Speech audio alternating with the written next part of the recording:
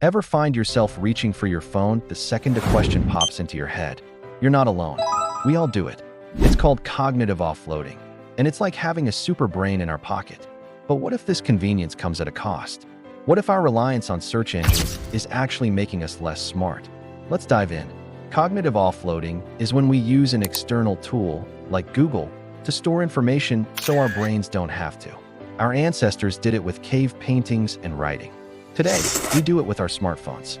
It's efficient, sure. Why memorize the capital of Kyrgyzstan when you can look it up in 2 seconds?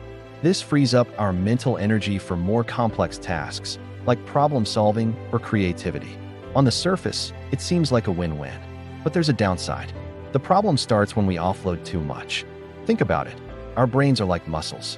If you stop using them, they get weaker. By constantly outsourcing our memory to the internet, we're not giving our brains the workout they need to build strong neural pathways for long-term memory. In mid-2025, researchers at MIT coined a new term, cognitive debt. Their study showed that using AI for writing tasks doesn't just make us lazy. It actually decreases the electrical connectivity in the brain's networks for focus and memory. We're becoming experts at finding information, but not at remembering it. We look up a recipe, follow the steps, and then forget it as soon as the meal is over. We're great at finding the answer, but the knowledge itself is fleeting. This leads to a bigger issue, a decline in critical thinking. The internet doesn't just give us facts, it gives us curated, algorithm-driven answers. We type a question, and a neat little box appears at the top with a direct answer. It's so easy, so definitive. But this convenience trains us to accept information without questioning it. We stop analyzing, evaluating sources, or connecting different pieces of information to form our own conclusions. We're not just offloading facts, we're offloading the entire process of thinking. Instead of wrestling with a problem, we just Google the solution. This bypasses the very mental struggle that builds critical thinking skills.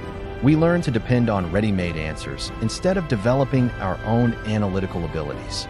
If their primary experience with learning is to immediately search for answers online, they risk developing weaker neural circuits for memory and deep thinking. They might not build the foundational knowledge base that's crucial for future learning. True understanding isn't just about having access to information. It's about integrating it, connecting it to what you already know, and building a rich mental library.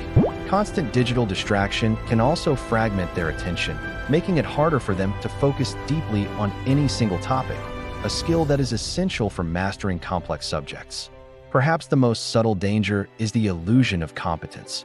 Because information is so readily available, we start to feel like we know more than we actually do. One study showed that people who used the internet to find answers rated their own knowledge higher than those who didn't, even when they couldn't recall the information later. It's a false sense of security.